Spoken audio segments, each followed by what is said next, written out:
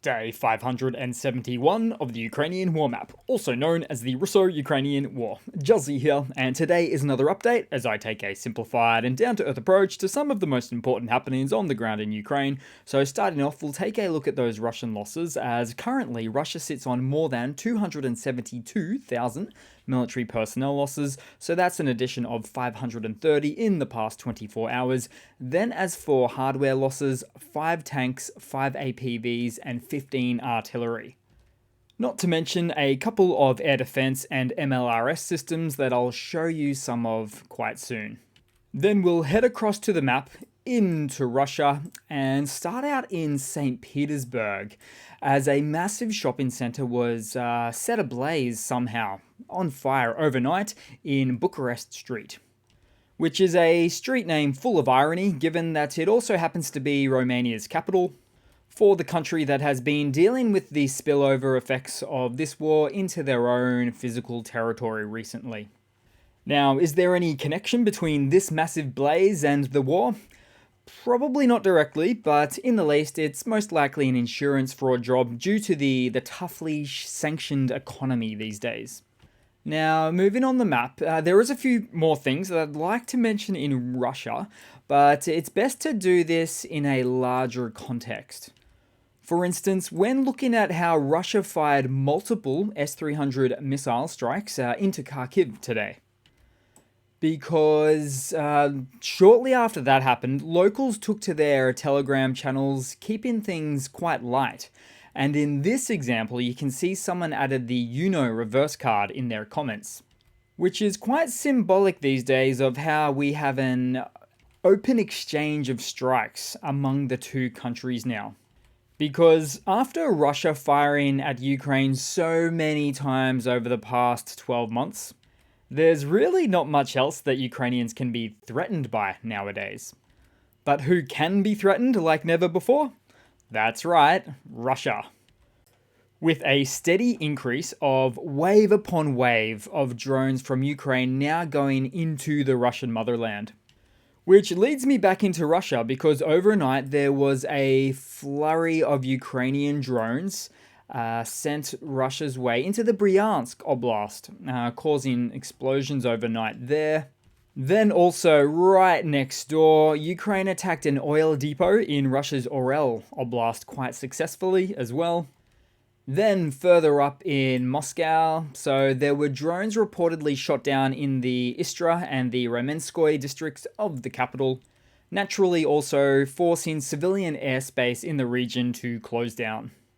You see, Russia is now living in a new world of instant karma, which is a very hard pill to swallow, as the Russian army's chickens are really coming home to roost. Which is only going to get worse for Russia, and more on that shortly in part of my news segments.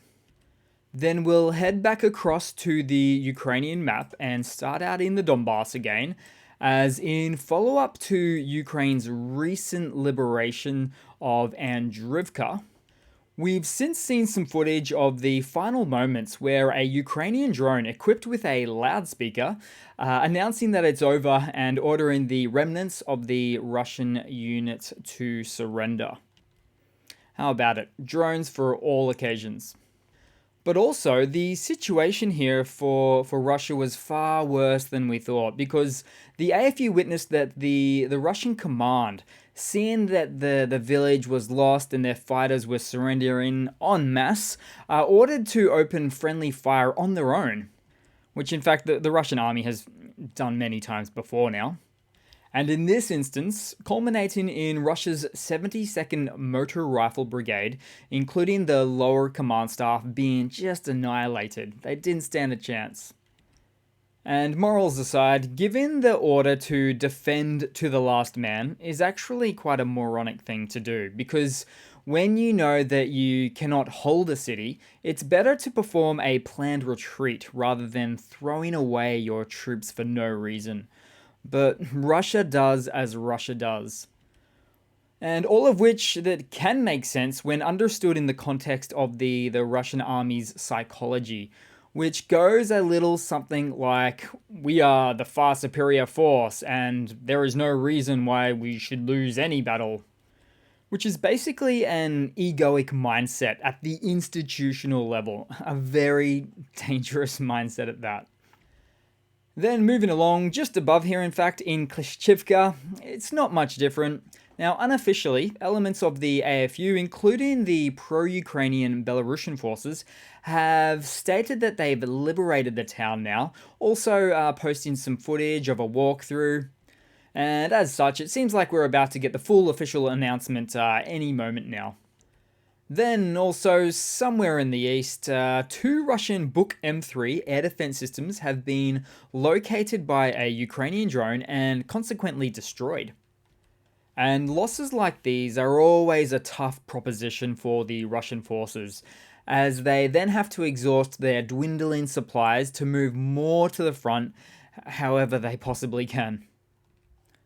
Then moving across, because presumably somewhere in the south, we've got some footage of a Ukrainian drone captures a group of Russians waving a white flag, signaling that they are ready to surrender. It's a smart play.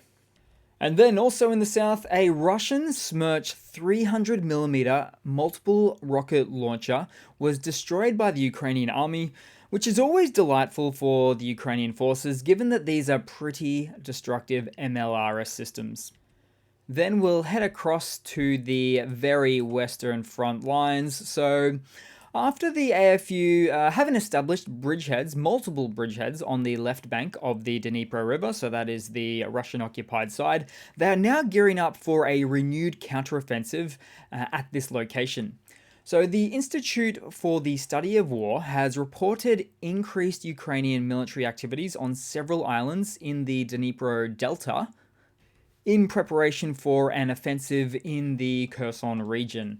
And all of this comes at a time when the Russian army is stretched thin due to the need to redeploy troops to the Zaporizhia and the northern Donetsk fronts.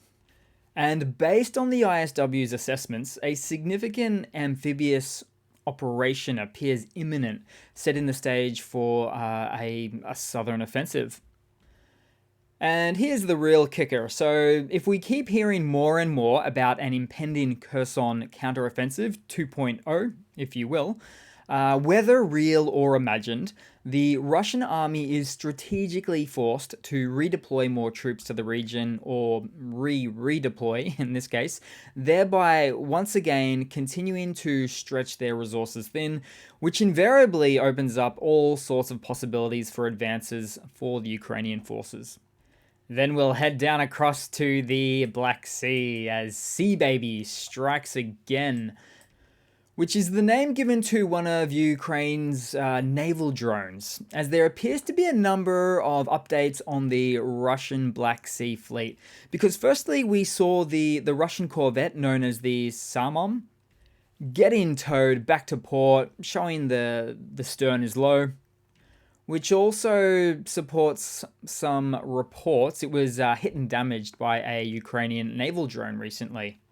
But also, around the same time, Russia's Admiral Makarov, which is currently Russia's Black Sea Fleet flagship, or pride of the Black Sea Fleet, can't move on its own as it's being towed to the Sevastopol harbor as well. Now, it's hard to know for certain what's happened at this point, but I would have to say it seems that Ukrainian naval drones are far more successful than Russia is willing to admit.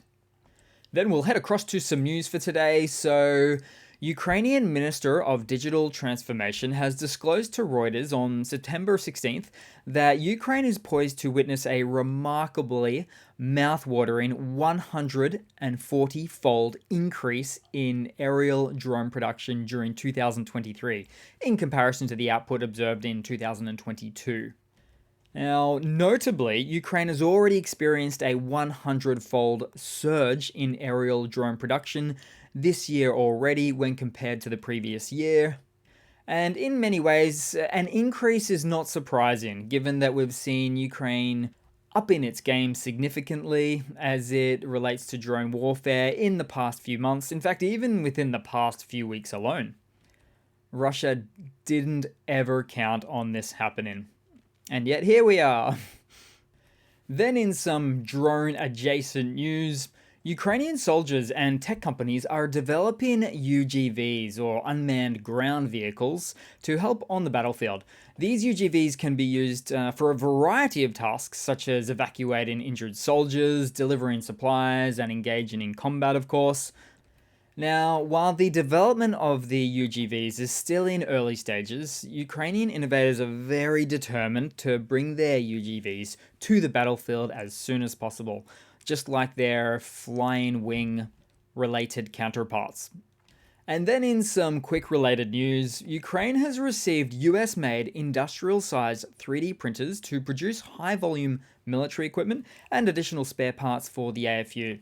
This addition is expected to assist with significantly speeding up the process of repairing many types of weapon systems.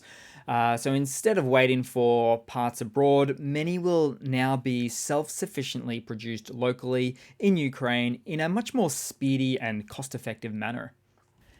Then in some Russian economy news. So the Russian economy has experienced a severe currency shortage in the last couple of months alone due to sanctions and a reduction in export revenues. So for the first time, the outflow of foreign currency exceeded the inflow in all major currencies. And the implications of which basically mean we're headed towards a weaker ruble currency yet again, making it more expensive for Russians to travel and buy imported goods. The currency shortage is likely to slow economic growth in Russia as well.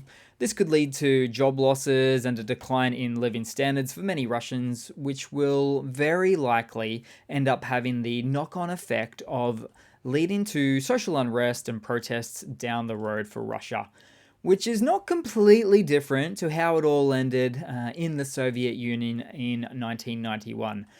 A sort of Soviet collapse version 2.0, if you will, there.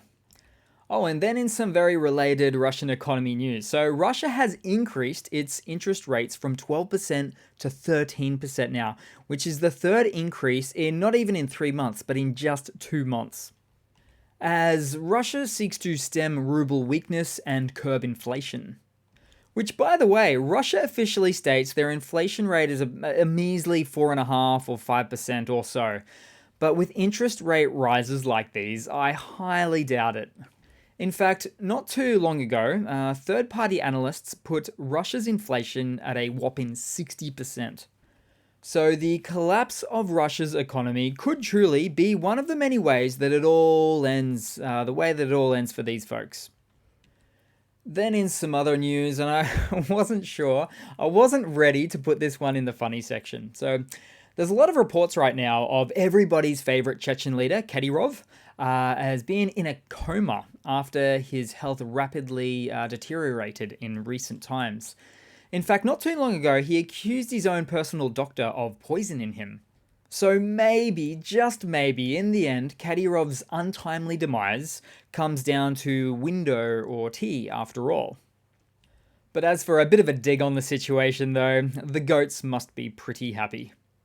Then as for a quick funny to round it all off for today, guys, so in a potentially ballsy move from a Russian hanging outside of the State Duma, so the Russian parliament, he went to put on display how patriotic the wealthy autocrats are, especially when it comes to their automotive selections. And their cars of choice are all from the decaying, rotting West, such as, Mercedes, BMW, Rolls-Royce, you name it, it's there. Ah, hypocrisy, thy name is Russia. So that's it for today, guys. Thanks for watching. Please like and comment, as you sometimes do for me. Thanks again for the subscribers hitting the 90k mark. That means I'll probably stop annoying you guys as much until it hits 97, 98k, near that 100k, which would be lovely. But that's it for today. Thanks again, and I do hope to see all of you guys there in the next one. Cheers.